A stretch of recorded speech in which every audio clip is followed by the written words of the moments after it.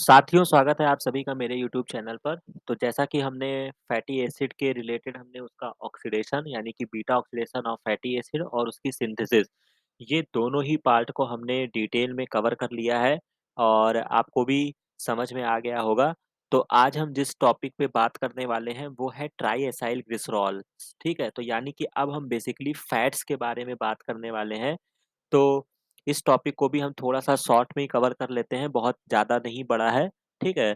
तो थोड़ा-सा आपको यहाँ पे ध्यान देना होगा, कभी-कभी एग्ज़ाम में क्वेश्चन्स पूछे जाते हैं, तो आप इसको अच्छे से समझ लीजिएगा, ठीक है?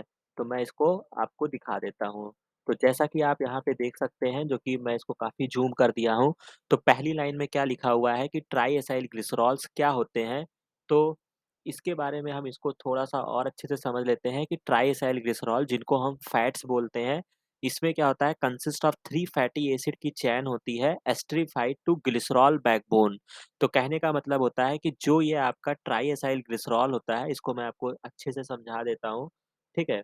कि ट्राई एसाइल ग्लिसरॉल जो होते हैं मतलब जो आपका फैट का मॉलिक्यूल होता है, इसको हम क्या बोलते हैं ट्राई एसाइल ग्लिसरॉल बोला जाता है, ठीक है?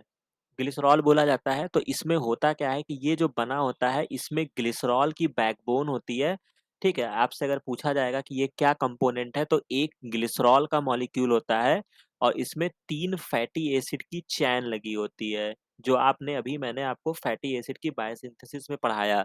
तो 1 ग्लिसरॉल की बैकबोन होती है, अगर आपसे पूछा जाएगा कि इसमें बैकबोन कौन है, तो वो क्या है, वो आपका ग्लिसरॉल है, ये जो है, ये इसका बैकबोन है।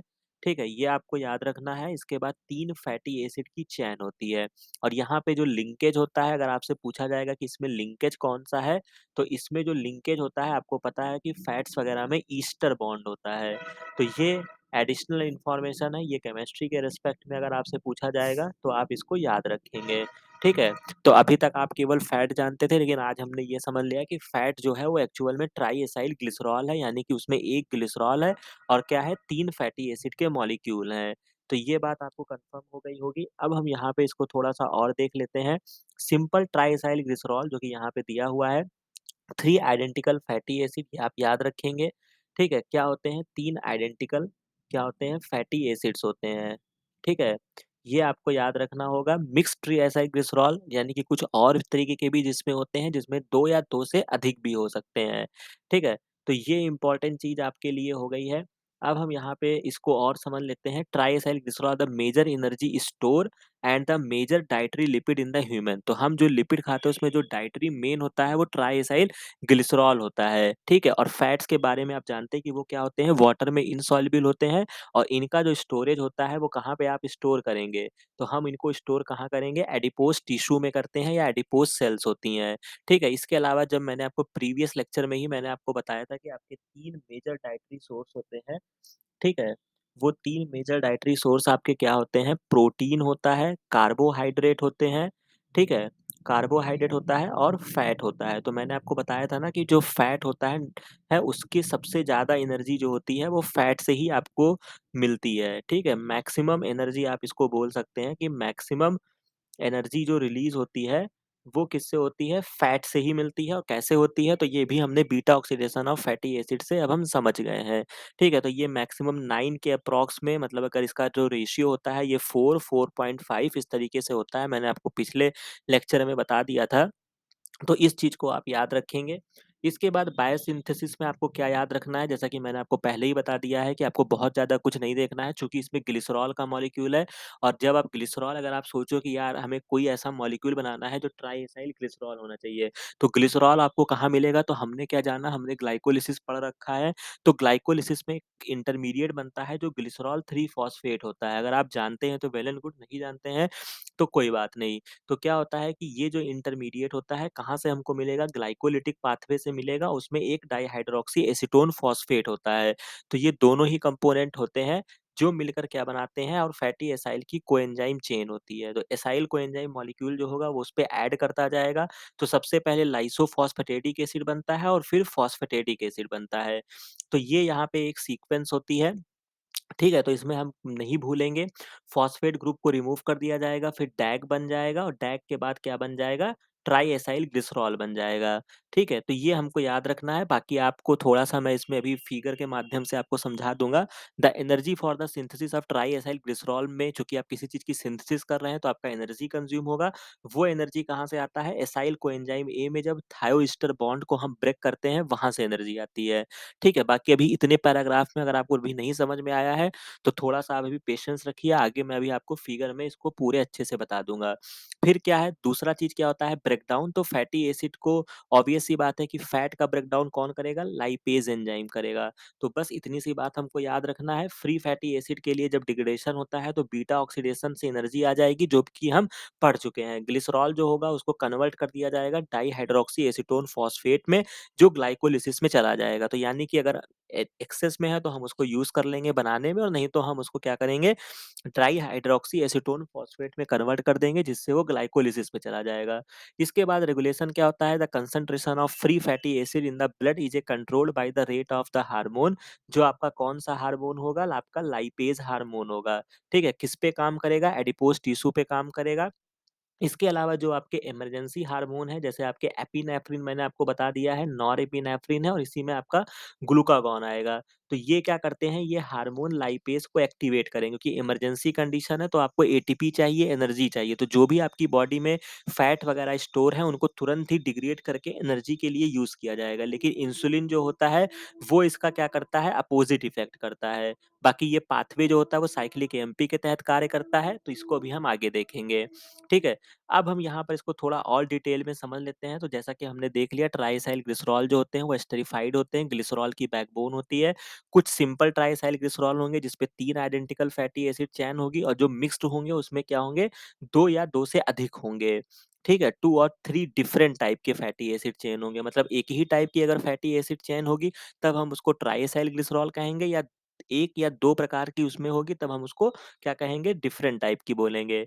इसके बाद ये मेजर फ्यूल स्टोर आपको याद रखना है, फैट के फॉर्म में ज़्यादा होता है, मेजर डाइटरी लिपिड होता है, और सबसे ज़्यादा एनर्जी जो होती है वो हमें फैट के ऑक्सीडेशन से ही मिलता है, जो हमने अभी पीछे लेक्चर में हम पढ़ के आए हैं। तो यहाँ पे ये एनर्जी के फॉर्म में भी दिया गया है। इसके बाद जो फैट होते हैं, वो क्या होते हैं, वाटर में इनसॉल्युबल होते हैं, यानी कि वो हाइड्रोफोबिक होते हैं, ठीक है? तो ये प्रॉपर्टी होती है, make them insoluble in the water. Fat are stored कहाँ किए जाएँगे, एडिपोज टिश्यू में किए जाएँगे, इस बात को हमने समझ लिया। ठीक है? तो ये बहुत ही जनरल सी इन्फॉर्मेशन है। These cells are specialised for the synthesis and storage के लिए होते हैं। Triacyl glycerol are transported round the body in large lipid protein, जिसको हम क्या बोलते हैं, लाइपोप्रोटीन। तो जब इनको ट्रांसफर होना होता है तो ये लाइपोप्रोटीन के माध्यम से ये ट्रांसफर होते हैं। तो ये एक अलग चीज़ होता है। किसी में जिसका प्रोस्थेटिक ग्रुप होता है, जैसे कि मैंने आपको पढ़ाया था कि कुछ ये आपने बायोकेमिस्ट्री में आपने थोड़ा-सा देखा होगा कि जो मॉलिक्यूल होते हैं वो ग्लाइकोप्रोटीन होते हैं, लाइपोप्रोटीन होते हैं। तो इसमें क्या होता है कि जो आपका मेन जो होता है प्रोटीन होता है, और carbohydrate as a prosthetic group काम करता है, या लिपिड आपका एज़ अ प्रोस्थेटिक ग्रुप काम करेगा। तो ये ऐसे मॉलिक्यूल जो बनते हैं वो आपके ग्लाइकोप्रोटीन या लाइपोप्रोटीन होते हैं, फॉस्फोप्रोटीन होते हैं। तो इस तरीके से ये बहुत सारी क्लास होती है, इसमें कुछ नहीं है, आप बेसिक इंट्रोडक्शन जाके एक बार रीड कर लीजिएगा, किसी भी बुक में आपको मिल जाएगा। ठीक है? इंट्रोडक्टरी बायोलॉजिकल केमिस्ट्री जब आप पढ़ेंगे, ठीक है? तो वहाँ पे आपको ये आसानी से मिल जाएगा। बाकी समय रहेगा तो मैं भी इसको कवर कर दूँगा, ठीक है? इसके बाद सिंथेसिस में आपको मैंने अभी यहाँ पे एक्सप्लेन कर दिया है, तो हम इसका सीधा फिगर ही देखेंगे, और ब्रेकडाउन जो है वहाँ पे एटीपी रिलीज़ हो रही है। तो आपको क्या करना है, आपको ये सारी चीज़ों को, इस पैराग्राफ को आप खुद से रीड करेंगे, ठीक है? इसके बाद इंटेस्टाइन में डाइटरी फैट को हाइड्रोलाइज़ किया जाएगा, जो आपका लाइपेज़ जो होता है वो पैनक्रियाटिक लाइपेज़ से होता है। तो ये भी मैं आपको, अगर आपने डाइजेशन थोड़ा-सा अगर आपको रिकॉल होगा तो ये भी आपको पता होगा कि जो आपका पैनक्रियाज़ होता है, ठीक है? पैनक्रियाज़ जो होता है वो क्या करता है, पैनक्रियाज़ जो होता है जब डाइजेशन होता है तो आपका जो ये होता है पैनक्रियाज़, इसको मैंने आपको बता रखा है, ये आपका हेटेरोक्राइन ग्लैंड होता है, क्योंकि ये एंडोक्राइन भी कार्य करता है और एक्सोक्राइन कार्य भी करता है। तो चूँकि यहाँ से क्या होते हैं, पैनक्रियाटिक जूस सिक्रीट होते हैं, ठीक है? पैनक्रियाटिक जूस सिक्रीट होते हैं जिसमें बहुत सारे एंजाइम्स होते हैं, ठीक है? 5-6 टाइप के एंजाइम्स होते हैं जो मतलब आपके फूड का डाइजेशन करते हैं। उसमें एक एंजाइम जो होता है वो लाइपेज़ होता है। तो आपको ये याद रखना है, अगर आपसे ऐसे भी क्वेश्चन डेराइव करके पूछ लिया कि आपका ये लाइपेज़ कहाँ पर होता है, तो ये आपको याद रखना होगा कि पैनक्रियाटिक जूस से हमको ये लाइपेज़ मिला, ठीक है? तो ये इम्पोर्टेंट चीज़ जो मैंने आपको बता दी, इसके अलावा both the digestion and uptake process are aided by detergent like property bile salt. तो ये भी हम आने वाले लेक्चर में इसको पढ़ लेंगे। तो ये आपने पढ़ा होगा, कुछ बाइल पिगमेंट्स होते हैं जो आपकी बॉडी में होते हैं, जो लिपिड और फैट्स वगैरह के डाइजेशन में हेल्प करते हैं। तो ये क्या करते हैं, एज अ डिटर्जेंट का कार्य करते हैं, बाइल साल्ट्स होते हैं। ठीक है, तो याद आ जाता है तो बहुत अच्छी बात है, और नहीं तो कोई बात नहीं, बाकी हम इसको आगे आने वाले लेक्चर्स में देख लेंगे। ठीक है, तो ये इंपॉर्टेंट चीज हो जाती है। इसके अलावा जो आपका ब्रेकडाउन होता है, फैटी एसिड का ब्रेकडाउन, यानी कि इसमें लाइपेज रोल प्ले करेगा। एंजाइम जो होता है वो फास्फोराइलेशन और डीफास्फोराइलेशन से एक्टिव या इनएक्टिव होता है। ठीक है, और इसमें क्या होता है कि आपका जो सेकेंडरी मैसेंजर काम करता है वो साइक्लिक एमपी होता है। तो कैटाबॉलिक हार्मोन्स आपको याद रखना होगा, जैसे glucagon, epinephrine, non epinephrine, receptor protein से बाइंड करेंगे, सेल सरफेस पे उनके रिसेप्टर्स होते हैं, ये हम आपको बता चुके हैं, क्योंकि ये प्रोटीनेशियस हार्मोन होते हैं जो क्या करेंगे, साइक्लिक एमपी के कंसंट्रेशन को बढ़ा देंगे एडिपोज सेल्स में थ्रू एक्टिवेशन ऑफ एडिनाइल साइक्लेज। ठीक है, जिससे क्या होगा, साइक्लिक एमपी जो होगा वो एक्टिवेट करेगा cyclic MP dependent protein kinase A को, जो कि फास्फोराइलेट करेगा एंजाइम लाइपेज को, जिससे क्या होगा, एक्टिव हो जाएगा। ठीक है, फास्फोराइलेशन ऑफ हार्मोन लाइपेज जो होता है वो फास्फोराइलेशन से एक्टिवेट हो जाता है और फर्दर अपने प्रोसेस को ये स्टार्ट करता है। ठीक है, तो ये आपको याद रखना होगा, glucagon and epinephrine also prevent the dephosphorylation and through activation of carboxylation. ठीक है, ये एसिटाइल कोएंजाइम में कार्बोक्सिलेज को करते हैं, जिससे फैटी एसिड की सिंथेसिस क्या होती है, इनहिबिट हो जाती है। तो ये डिफरेंट डिफरेंट प्रोसेस है, बेसिकली आपको वही वाली स्टोरी याद रखनी है। इंसुलिन जो होगा वो इसका अपोजिट इफेक्ट करेगा। तो ये यहाँ पे आप देख सकते हैं, सुंदर सा डायग्राम यहाँ पे बना हुआ है, इसमें कुछ खास नहीं है, मैंने आपको प्रीवियस लेक्चर में सारी चीज़ों को एक्सप्लेन कर रखा है, तो आप इसको अच्छे से रीड करिएगा। ठीक है, बाकी मैं आपको यहाँ पे फिर उसी तरीके से अगर मैं बताना चाहूँ, जो यहाँ पे ये डायग्राम आपका बना हुआ है पाथवे का, तो आप यहाँ पे देख सकते हैं, डाइहाइड्रोक्सी एसीटोन फॉस्फेट से ग्लिसरॉल 3 फॉस्फेट बनाया गया। ठीक है, ग्लिसरॉल फॉस्फेट बनाने के बाद लाइसोफॉस्फेटेडिक एसिड बनाया गया और फिर फॉस्फेटेडिक एसिड बनाया गया। तो इसमें भी मैं वही चीज़ आपको बताऊंगा कि अगर आपसे सीक्वेंस पूछा जाएगा तो भी हम इसको सजा लेंगे। कैसे सजा लेंगे, क्योंकि हमारे पास एक अपनी ट्रिक है, और वो ट्रिक क्या कहती है, हम ABCD पढ़ लेंगे। तो एल पहले आता है और पी बाद में आता है। तो सबसे पहले, यानी कि अगर सीक्वेंस पूछेगा तो लाइसोफॉस्फेटेडिक एसिड पहले बनेगा और फॉस्फेटेडिक एसिड जो होगा वो बाद में बनेगा। और बाकी तो हम, क्योंकि ग्लिसरॉल की हमें बैकबोन बनानी है, तो ग्लिसरॉल तो इस पूरे स्टोरी में रहेगा ही रहेगा।